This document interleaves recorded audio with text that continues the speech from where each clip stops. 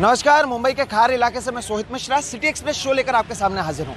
आज इस शो को हम खार से इसलिए भी ला रहे हैं क्योंकि इसी खार पुलिस स्टेशन में महाराष्ट्र की निर्दलीय सांसद नवनीत राणा और उनके पति जो निर्दलीय विधायक हैं रवि राणा, दोनों को पुलिस ने गिरफ्तार किया हुआ है।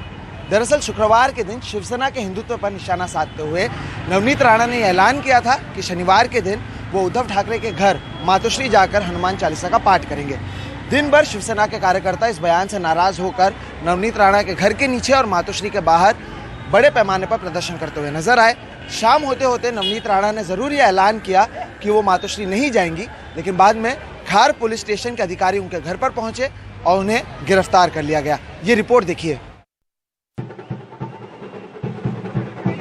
शिवसेना के हिंदुत्व पर सवाल उठाते हुए निर्दलीय सांसद नवनीत राणा ने शुक्रवार को ऐलान किया था कि वो शनिवार सुबह 9 बजे मुख्यमंत्री उद्धव ठाकरे के घर के बाहर हनुमान चालीसा का पाठ करेंगी। इस बयान से नाराज शिवसेना के कार्यकर्ताओं ने शनिवार को नवनीत राणा के घर के बाहर जमकर हंगामा किया। इन कार्यकर्ताओं ने घर में घुसने की कोशिश भी की। नवनीत राणा ने सुबह एक बार फिर कहा कि वो मातोश्री जाएंगी, जबकि शिवसेना के नेताओं ने राणा पर बीजेपी के इशारों पर काम करने का आरोप लगाया कि मैं नीचे भी जाऊंगी और गेट के बाहर भी जाऊंगी और मातोश्री के बाहर हम हनुमान चालीसा का पाठन भी करेंगे। उसमें कोई भी हमें रोक नहीं सकता है। ऐसा है कि कुछ बातें भारतीय जनता पार्टी स्वयं नहीं कर सकती, तो इसलिए उन्होंने ऐसे लोगों को अपॉइंट करके रखा हुआ है। ये सब नई एम्प्लॉयमेंट है इनकी। ये सब बेकार लोग थे, सब बेकार बैठे थे घर पे, तो उनको कुछ न कुछ काम देना था, तो इनको काम दे दिया है। दिन भर शिवसेना के कार्यकर्ता मातोश्री और नवनीत राणा के घर के बाहर प्रदर्शन करते नजर आए। बीजेपी ने शिवसैनिकों के प्रदर्शन पर सवाल उठाए, तो वहीं गृह मंत्री शांति बनाए रखने की अपील करते नजर आए। वो राणा पति और पत्नी दो लोग, क्या कहा उन्होंने, हम जाके हनुमान चालीसा बोलेंगे। अगर जाने देते, किसी कोने में जाके हनुमान चालीसा बोलते, घर जाते, न कोई न्यूज बनती, न कोई उसका कोई इम्पैक्ट होता। माहौल बिगड़े नहीं, इसलिए मैं सबको यही रिक्वेस्ट करना चाहूँगा कि सभी ने थोड़ा ये राज्य के हित में सब ने अपने अपने जगह पे पीछे आना चाहिए, और अगर वो पीछे आएंगे तो शांति होगी। कल पंतप्रधान जी का दौरा है और उनका भी विजिट सक्सेसफुल करने के लिए पुलिस को पूरा समय मिले। शाम होते होते नवनीत राणा और रवि राणा ने मातोश्री जाने का इरादा रद्द कर दिया, जिसे शिवसेना के कार्यकर्ताओं ने अपनी जीत बताते हुए जश्न मनाया। हमारा जो उद्देश्य था कि मातोश्री में राम का, बजरंगबली का और हनुमान चालीसा का नाम आना चाहिए, वो कुछ शिव सैनिकों ने, जिनके बाद बाला साहब के थोड़े से कुछ विचार बचे, उन्होंने जो किया है उस पे से लगता है मुझे जो विघ्न महाराष्ट्र को लगा है थोड़ा कम होगा। भले ही हमको रोका है यहाँ पे, पर हम कोई डरे नहीं है।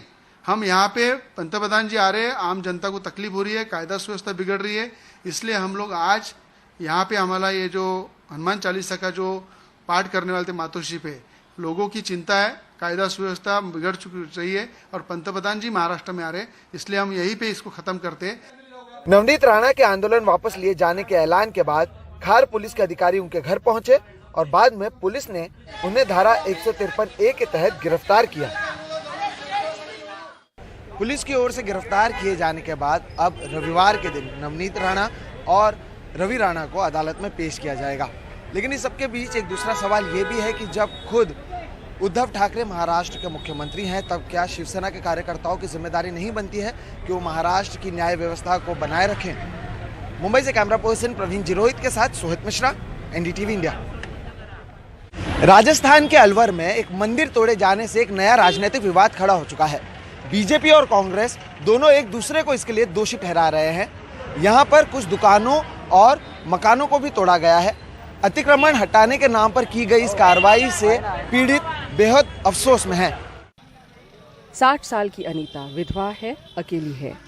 सिर्फ एक बेटी है जिसकी शादी हो चुकी है। अनीता संयुक्त परिवार में रहती है, लेकिन आर्थिक रूप से कोई सहारा नहीं है। वो अपना गुजारा घर के सामने एक दुकान को किराए पर देकर करती थी। 4000 रुपए महीने के आते थे, लेकिन अब अतिक्रमण हटाने के नाम पे, सड़क को गौरव पथ बनाने के नाम पे उसकी दुकान को बुलडोजर ने तहस नहस कर दिया है। क्या करेंगे अब, हमारे पास तो कोई गुजारा भी नहीं है। कोई आसरा नहीं है। अब आप ही हो हमारे तो मालिक। नहीं, ये जो घर था इसके सामने क्या था? दुकान थी? कैसे पैसे आते दुकान थी नहीं, वो किराया आता था नहीं, उसी से तो गुजारा चलता था। कितना किराया आता था? 4000 रुपये आता था। कुछ ही मीटर की दूरी पर मंजू जांगीर का ये घर है। जीना पूरी तरह से तोड़ दिया गया है। ऊपर पहली मंजिल पे जाने का कोई रास्ता नहीं है। बूढ़ी सास और ननंद ऊपर फंसे हुए हैं। एक अस्थाई सीढ़ी से काम चला रहे हैं, जिस पर चढ़ना ही जोखिम का खेल है। मंदिर के बारे में तो सब सोच रहे हैं, मगर जो जिंदा इंसान है उनके बारे में तो सोचें, उनके बारे में तो कुछ करें। हमारे लिए बहुत परेशानी हो रही है, खाने पीने की न कोई सुविधा है, न कोई पानी की है। हमारा वो कट्टा भी नीचे डाला है, अब कैसे डाल के आए उसको? ये जो जब से 17 अप्रैल रविवार को बुलडोजर अलवर के राजगढ़ शहर में अतिक्रमण हटाने के नाम पे घुसे थे, तब तक सारा ध्यान इस मंदिर पर केंद्रित है जो तोड़ा गया। लेकिन जिन लोगों का आशियाना उजड़ गया और दुकानें टूट गई, उनकी सुध कोई नहीं ले रहा है। ये जो कांग्रेस पार्टी की जो सोच है, बरसों पुरानी सोच है, हिंदू धर्म को दबा के रखने वाली, ये अब क्लियरली सामने दिखाई दे रही है। दूसरे धर्म नहीं है, दूसरे फेस्टिवल नहीं हो रहे, दूसरे त्योहार नहीं हो रहे, क्लियरली तुष्टीकरण की राजनीति हो रही है। मंदिरों की मूर्तियां तो संरक्षित की गई हैं। जिन लोगों के घर टूटे हैं, उनके साथ साथ उनकी बिजली भी काट दी गई है और पानी की लाइनें और नल भी ध्वस्त किए गए हैं। इतनी गर्मी में उनके पास न पानी है न बिजली। सोमवार को शाम को हमको वो मिला था और मंगलवार बुधवार का सब सिर्फ टाइम था। उसके बाद बुधवार से 4 दिन का छुट्टी थी। हम एटीएम साहब से मिले, एटीएम साहब से कहा कि साहब हमको टाइम दे दो थोड़ा। बोला टाइम नहीं दूंगा मैं, 4 दिन की छुट्टियों में करके जाऊंगा मैं। सुबह 6 बजे बुलडोजर चल जाएगा, अपने अपना मकान खाली कर लो और यहाँ जाओ, टाइम मत खराब करो। कांग्रेस का एक दल भी यहाँ पहुँचा। उसने राजगढ़ की नगरपालिका को दोषी ठहराया। यह नगरपालिका के 35 में से 34 सदस्य भाजपा के हैं। कांग्रेस ने उनके खिलाफ पुलिस थाने में रिपोर्ट दर्ज करवाई है। उनका चेयरमैन के ऊपर क्या कार्रवाई करी उन्होंने? आज चेयरमैन भागा हुआ है। हमने पुलिस एसएचओ से निवेदन ये किया है कि तुरंत इसके ऊपर कार्रवाई होनी चाहिए, इन लोगों को अरेस्ट करा जाए। आज फरार हो गए हैं ये। अलवर के इस शहर में मंदिर के टूटने से राजनीतिक मंच तो तैयार हो गया है, लेकिन इन लोगों की कोई सुध नहीं ले रहा है। जिनके घर उजड़ गए हैं, जिनके जीविका का साधन मिट्टी में मिल गया है। भाजपा और कांग्रेस की इस लड़ाई में पुनर्वास तो दूर, इनके लिए मुआवजे की बात ही कोई नहीं कर रहा है। अलवर के राजगढ़ शहर से कैमरा पर्सन संजय कौशिक के साथ हर्षा कुमारी सिंह, एनडीटीवी इंडिया। आम आदमी पार्टी के राष्ट्रीय संयोजक अरविंद केजरीवाल ने हिमाचल प्रदेश के कांगड़ा में रोड शो किया। इस रोड शो में बीजेपी के अलावा उन्होंने कांग्रेस पर भी निशाना साधा। अरविंद केजरीवाल ने आशंका जताई कि गुजरात और हिमाचल प्रदेश में समय से पहले चुनाव कराए जा सकते हैं। कांगड़ा से शरद शर्मा की ये रिपोर्ट देखिए। अप्रैल में अरविंद केजरीवाल दूसरी बार हिमाचल प्रदेश दौरे पर पहुंचे। कांगड़ा में जनसभा को संबोधित किया, जिसमें अच्छी संख्या में लोग जुटे। केजरीवाल ने हिमाचल के मुख्यमंत्री जयराम ठाकुर के बयान का अपने अंदाज में जवाब दिया। जयराम ठाकुर जी ने ट्वीट किया, कहते हैं केजरीवाल जी, हिमाचल में दिल्ली मॉडल नहीं चलेगा। दिल्ली मॉडल क्या है? दिल्ली मॉडल का मतलब ईमानदार सरकार। दिल्ली मॉडल का मतलब ईमानदार सरकार। मैं आपसे पूछना चाहता हूं, हिमाचल प्रदेश को ईमानदार सरकार चाहिए नहीं चाहिए? शुक्रवार को जयराम ठाकुर ने कहा था कि दिल्ली मॉडल की हिमाचल प्रदेश से तुलना करना ठीक नहीं, क्योंकि दोनों जगह के हालात अलग हैं। लेकिन हिमाचल प्रदेश का कंपैरिजन दिल्ली के उस मॉडल के साथ करना, दिल्ली की परिस्थितियों के साथ करना, ये मुझे लगता है कि उनको शायद इस तरह की कल्पना नहीं है। हिमाचल स्वीकार नहीं करता है। यहाँ की भौगोलिक परिस्थितियां अलग तरह की है, सामाजिक परिस्थितियां अलग तरह की है और राजनीतिक परिस्थितियां भी अलग तरह की। यहाँ कभी भी किसी तीसरे दल को स्थान, सम्मान हिमाचल के लोगों ने दिया नहीं है। तो इसलिए निश्चित रूप से हिमाचल प्रदेश में भाजपा की सरकार बनेगी।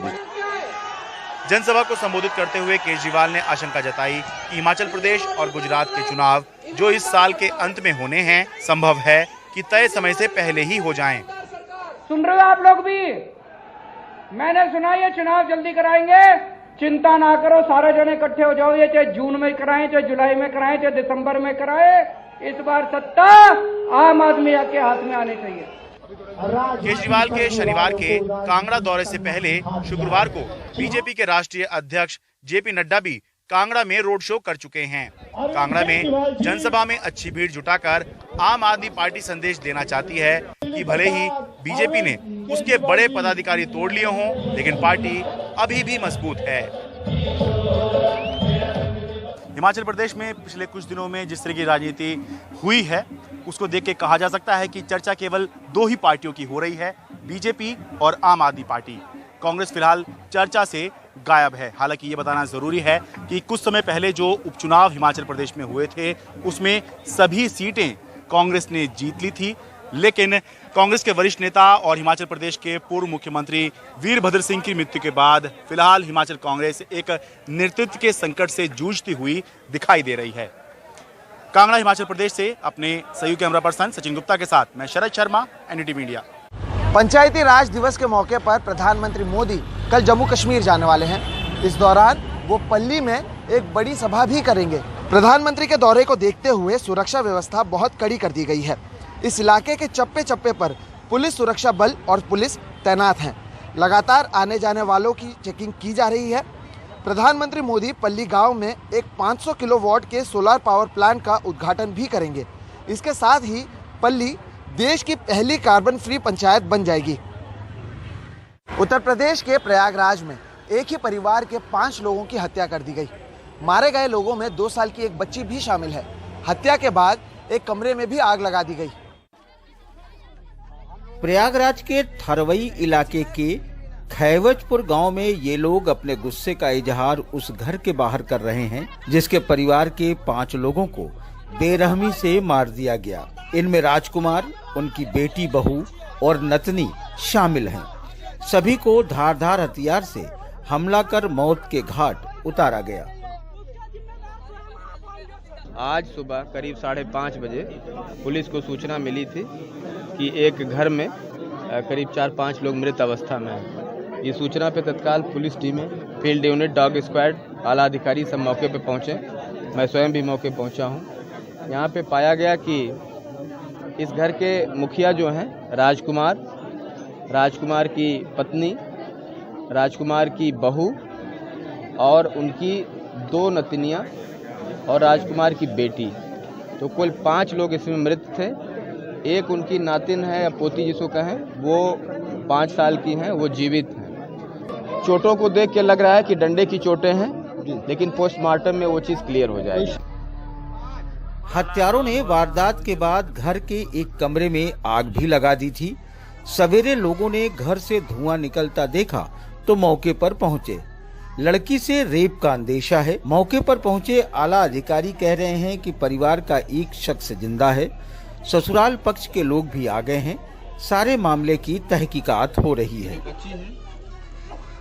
इनके परिवार में है जिनकी उम्र 30 वर्ष है, वो है इस जिंदा हैं, और एक बच्ची जिसकी उम्र 5 वर्ष ये जिंदा है। और पुलिस की 5 टीम बनाकर उस पर कार्रवाई की जा रही है। सुनील भी इस पर काफ़ी सहयोग कर रहे हैं कि जहां पर भी शक है उनको तत्काल से बता, तो वहाँ हमारी जो टीम है वो दबिश भी दे रही है। और अभी तक कोई भी आपसी रंजिश की बात सामने नहीं आई। उनके परिवार दोनों तरफ से बात किया गया है, कोई रंजिश की बात सामने नहीं आई है और रंजिश की संभावना कम नज़र आती है। बाकी जो घटना कारित की है वो संख्या में 2 या 3 व्यक्ति या ज़्यादा हो सकते हैं। पुलिस सारी चीज़ों की जांच तहकीकात कर रही है और इसको जल्द ही वर्कआउट किया जाएगा। गौरतलब है कि 16 अप्रैल को भी प्रयागराज के नवाबगंज के खागलपुर गांव में एक ही परिवार के 5 लोगों की मौत हुई थी। पुलिस इस बात की जांच कर रही है कि खुदकुशी का मामला था या हत्या का। फिर उसी इलाके में एक और घटना ने सनसनी फैला दी है। पुलिस को जल्द ही किसी नतीजे पर पहुंचना होगा, वरना इलाके में दहशत बनी रहेगी। इलाहाबाद से नितिन गुप्ता के साथ वाराणसी से Ajay Singh, NDTV India. City express में फिलहाल वक्त है एक ब्रेक का। ब्रेक के बाद आपको बताएंगे जहांगीरपुरी दंगे के 9 आरोपियों की वर्चुअल पेशी के बारे में।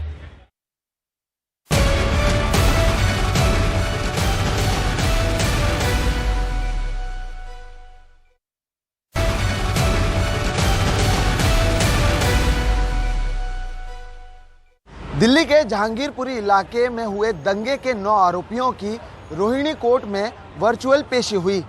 इनमें अंसार, सलीम चिकना, इमाम शेख उर्फ सोनू चिकना, दिलशाद और अहीर भी शामिल थे, जिन पर NSA लगाया गया है। क्राइम ब्रांच ने मामले के संवेदनशील होने और पूछताछ बाकी होने की दलील के साथ 8 दिन की पुलिस रिमांड मांगी।